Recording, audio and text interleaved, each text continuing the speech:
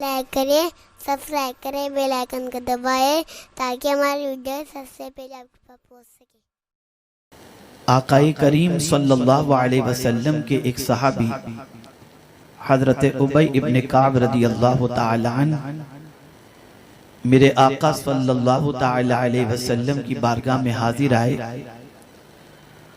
اور عرض کرتے ہیں یا رسول اللہ صلی اللہ تعالی علیہ وسلم،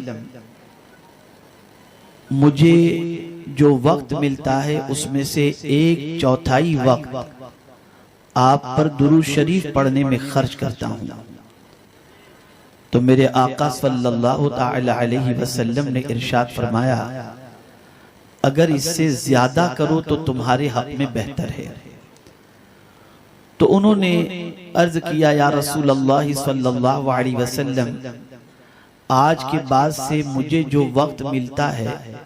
اس میں سے آدھا وقت میں آپ پر درود شریف پڑھنے میں خرچ کروں گا۔ سرکار نے فرمایا اس سے زیادہ کرو تو تمہارے حق میں بہتر ہے۔ یہاں تک حضور فرماتے رہے کہ آخر میں حضرت ابی ابن کعب رضی اللہ تعالیٰ عنہ نے عرض کیا کہ آج کے بعد میرے پاس جتنا بھی خالی وقت ہے وہ میں آپ پر درود پڑھنے میں خرچ کروں گا۔ تو اب اس کے عوض میں حضور نے جو فرمایا اسے ذہن میں رکھنا ہے۔ آقائے کریم صلی اللہ علیہ وسلم نے ارشاد فرمایا، اگر تم ایسا کرو تو اللہ تمہیں ہر غم سے بچائے گا اور جنت کا حقدار بنا دے گا۔ یہاں سے یہ بات سمجھ میں آئی کہ غم کا علاج گناہ نہیں، درود شریف ہے۔ تو ہم اگر درود شریف کی کثرت کرتے ہیں تو اللہ کے رسول صلی اللہ علیہ وسلم کے فرمان کی روشنی میں اللہ ہمیں دنیا کی غم سے بھی بچا لے گا اور آخرت کے غم سے بھی نجات عطا فرمائے گا۔ چونکہ شادی سے متعلق یہ تقریب ہے، میرے پیارے آقا صلی اللہ تعالی علیہ وسلم کے پیارے دیوانوں،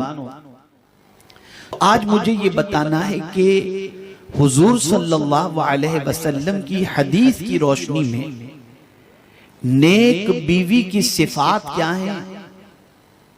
اور نیک شوہر کی صفات کیا ہیں، تاکہ اگر ہم میں کوئی کمی ہو تو ہم اس کمی کو دور کر کے نیک بننے کی کوشش کریں، اور اگر ہم نیک بن گئے اور وہ صفات جو بحیثیت شوہر حضور ہماری زندگی میں دیکھنا چاہتے ہیں، اگر وہ صفات ہماری زندگی میں پیدا ہو گئیں تو مصطفیٰ پیارے صلی اللہ علیہ وسلم کی دعا بھی اور اطاعت رسول صلی اللہ علیہ وسلم کی روشنی میں اللہ دونوں جہاں میں ہمیں کامیابی اور کامرانی عطا فرمائے گا۔ قرآن مقدس میں میاں بیوی کے رشتے کو اللہ عز و جل نے کیوں قائم فرمایا اس کا ریزن بیان کیا ہے۔ عام طور پر انسان یہ تصور کرتا ہے کہ میاں بیوی کا رشتہ ایک خواہش کو پورا کرنے کے لیے ہے اور بس اتنا ہی،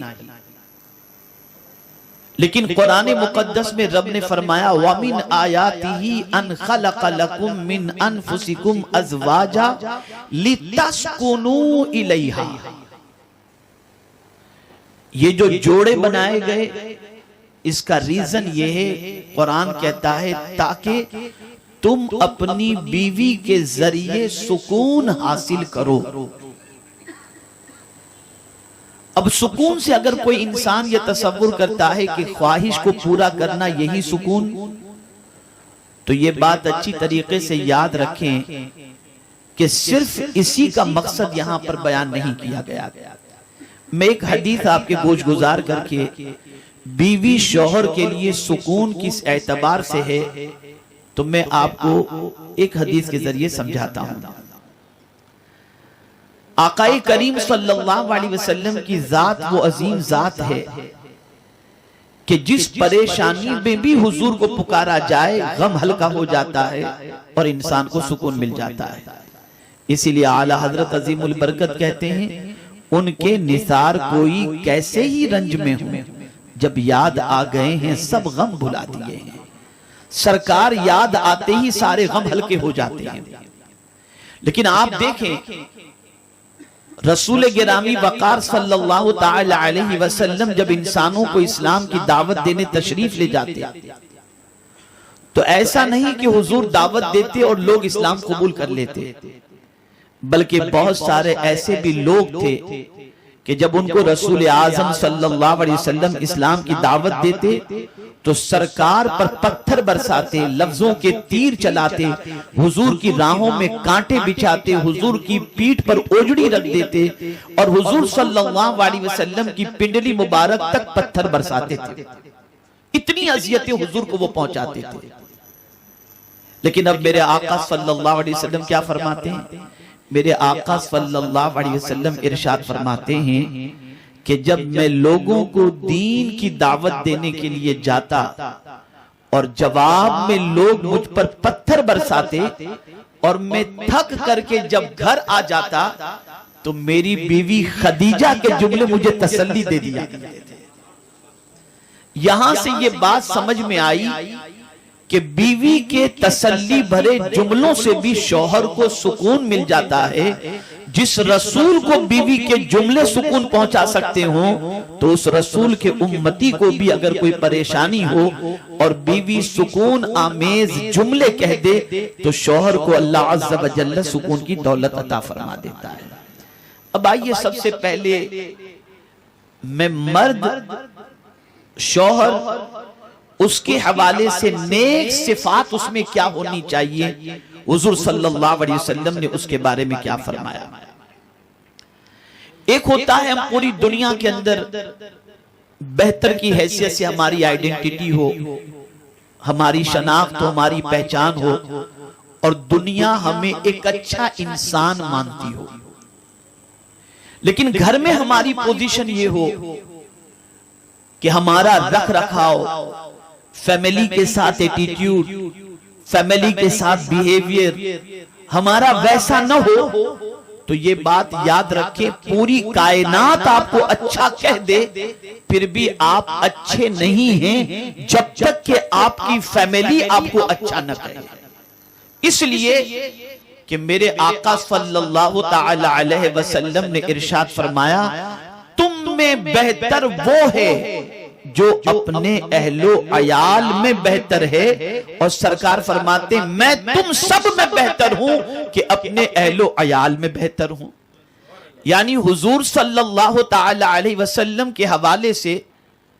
ام المؤمنین حضرت عائشہ صدیقہ رضی اللہ تعالی عنہ سے پوچھا گیا۔ یہاں پر ایک میں تھوڑی سی توجہ چاہوں گا کہ آج کسی کی بھی بچی بیاہ کر کہیں بھی جائے لیکن جب میکے میں جمعہ کرنے، اتوار کرنے یا منڈے کرنے کے لیے آتی ہے تو سب سے پہلے ماں باپ کے پاس بیٹھ کر کے اپنے سسرال کی کہانی سناتی ہے۔ میرا شوہر ایسا یا میری ساس ایسی، میرے گھر کا ماحول ایسا۔ شاید ہی کوئی گھر ایسا ہوتا ہوگا جہاں پر بچی بیاہ کر کے اپنے گھر آنے کے بعد ہفتے میں ایک مرتبہ ایسا جملہ استعمال کرتی ہو کہ مجھے میرے سسرال میں کسی قسم کا کوئی ٹینشن نہیں ہے، بلکہ تقریباً گھروں کے اندر کچھ نہ کچھ 19-20 جو ہے وہ نظر آتا ہے، اور ہر بیوی ہر بچی گھر آنے کے بعد ماں باپ کے سامنے کمپلین کرتی ہے۔ اسی طریقے سے آپ دیکھیں آقا کریم صلی اللہ علیہ وسلم کی ایک زوجہ نہیں تھی، سرکار صلی اللہ علیہ وسلم کی کئی ازواج تھی،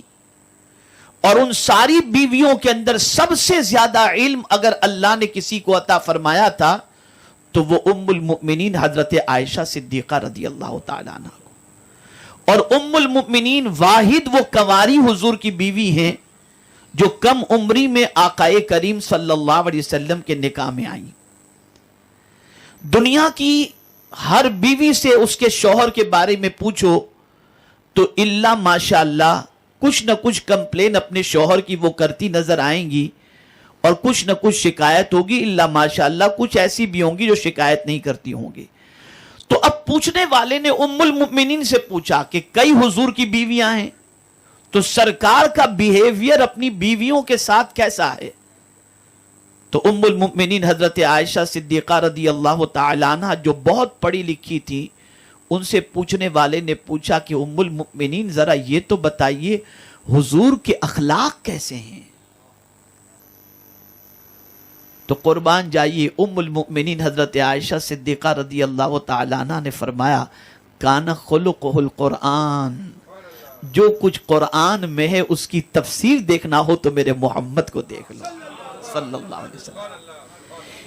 یعنی آقائے کریم صلی اللہ علیہ وسلم کے اچھے کیریکٹر، اچھے بیہیویئر، اچھے اخلاق کی تعریف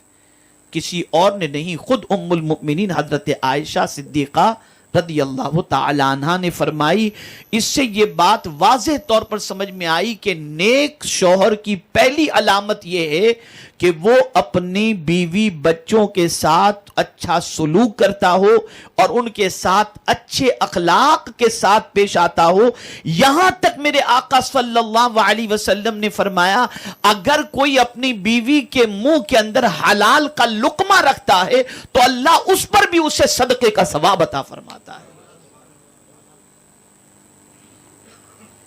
میرے آقا صلی اللہ علیہ وسلم ام المؤمنین سے کس طریقے سے پیش آتے تو میرے پیارے آقا صلی اللہ تعالی علیہ وسلم کے پیارے دیوانوں، ایک مرتبہ ایک پیالے کے اندر کچھ شوربہ ام المؤمنین کی خدمت میں پیش کیا گیا تو ام المؤمنین حضرت عائشہ صدیقہ رضی اللہ تعالی عنہ نے اس پیالے سے پیا اور کچھ بچا کر انہوں نے رکھ دیا. تو میرے آقا نے اس پیالے کو اٹھایا اور جہاں ام المؤمنین کے لب لگے تھے سرکار نے وہیں سے وہ پیالے سے پیا. اور میرے آقا صلی اللہ علیہ وسلم نے اس طریقے سے اپنی امت کو تعلیم عطا فرمائی کہ یہ بھی پیار کا ایک انداز ہے، اس سے بیوی کے دل میں شوہر کی عظمت پیدا ہوتی ہے اور محبت پیدا ہوتی ہے. ہماری ویڈیو کو لائک شیئر ضرور کریے.